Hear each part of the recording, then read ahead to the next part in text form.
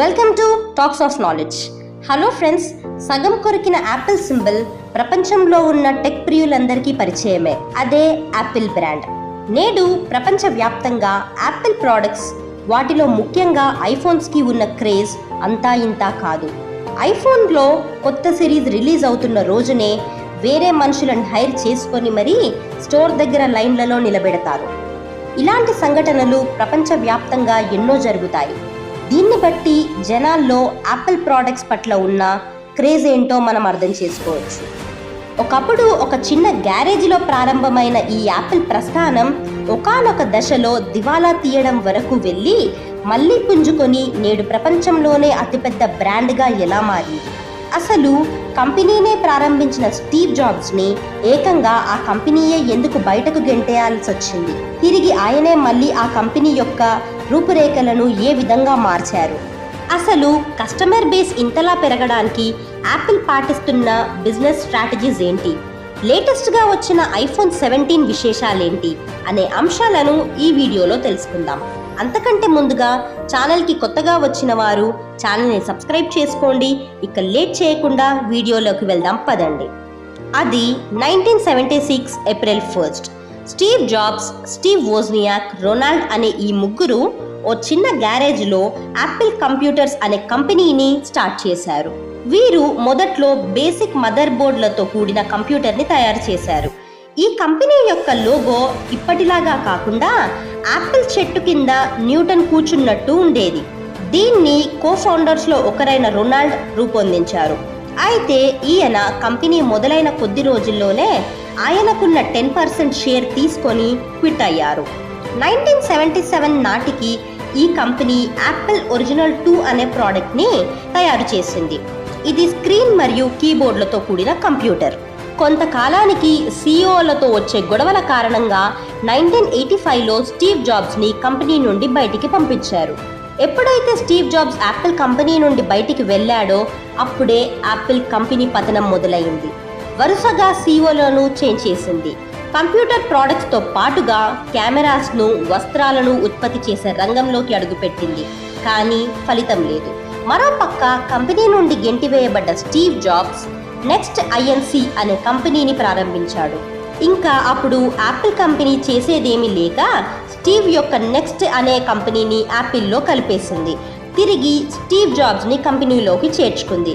ఇది జరిగినప్పటి నుండి Apple company తిరిగి వెనక్కి చూడలేదు. నష్టాల్లో ఉన్న కంపెనీ లాభాల్లోకి వెళ్ళింది. దీనికి ప్రధాన కారణం స్టీవ్ జాబ్స్ బిల్ గేట్స్ను ఒప్పించి యాపిల్ కంపెనీలో భారీ పెట్టుబడులను పెట్టించడమే. యాపిల్ కంపెనీ యొక్క కీలకమైన మైలురాళ్లను కొన్ని చూద్దాం పదండి. మీ అందరికీ ఐపాడ్ తెలిసే ఉంటుంది. ఐపాడ్ అంటే పాటలను కలిగి ఉండే ఒక చిన్న గ్యాడ్జెట్. 2001లో యాపిల్ కంపెనీ ఐపాడ్లను లాంచ్ చేస్తే 6 ఇయర్స్ తిరిగే వరకు ప్రపంచవ్యాప్తంగా 10 కోట్లు అమ్ముడుపోయాయి. ఇది ప్రపంచంలోనే ఫాస్టెస్ట్ సెల్లింగ్ మ్యూజికల్ ప్లేయర్గా రికార్డులు సృష్టించింది. ఇకపోతే 2007 ఇది యాపిల్ కంపెనీ యొక్క భవిష్యత్తునే పూర్తిగా మార్చిన సంవత్సరం. అప్పటి వరకు ఫోన్స్ అంటే చిన్న స్క్రీన్ మరియు బటన్స్ కలిగి ఉండేవి. ఆ టైంలోనే ఐఫోన్ని మొట్టమొదటిసారిగా రిలీజ్ చేశారు. సాంప్రదాయ ఫోన్స్ కంటే భిన్నంగా ఈ ఐఫోన్ మొత్తం టచ్ స్క్రీన్ని కలిగి ఉండి సింపుల్గా ఆపరేట్ చేసే విధంగా ఉంటుంది. ఐఫోన్ లాంచ్ అయ్యాక ప్రపంచవ్యాప్తంగా ఉన్న మొబైల్ యూజర్స్ చాలామంది ఐఫోన్కి షిఫ్ట్ అయ్యారు. యాపిల్ కంపెనీ 2010లో ట్యాబ్లను తయారు చేయడం మొదలుపెట్టింది. అదేవిధంగా స్మార్ట్ వాచ్లను తయారు చేసింది.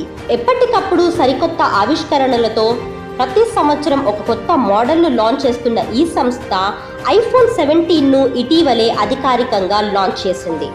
ఈ ఐఫోన్ 17 సిరీస్ అనేది కేవలం యాపిల్ చరిత్రలోనే కాకుండా మొత్తం స్మార్ట్ ఫోన్ పరిశ్రమలోనే వచ్చిన అత్యంత సన్నని ఫోన్గా గుర్తింపు పొందింది.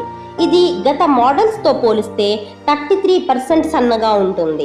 అయితే యాపిల్ ప్రోడక్ట్స్ పట్ల ఇంత క్రేజ్ రావడానికి కారణం ఏంటి?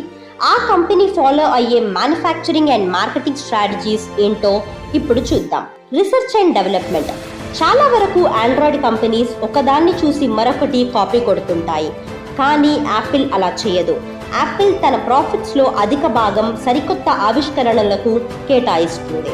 అద్భుతమైన కెమెరా క్లారిటీ. ఐఫోన్స్ సాధారణ మొబైల్ ఫోన్స్ కంటే అద్భుతమైన కెమెరా క్లారిటీని కలిగి ఉంటాయి.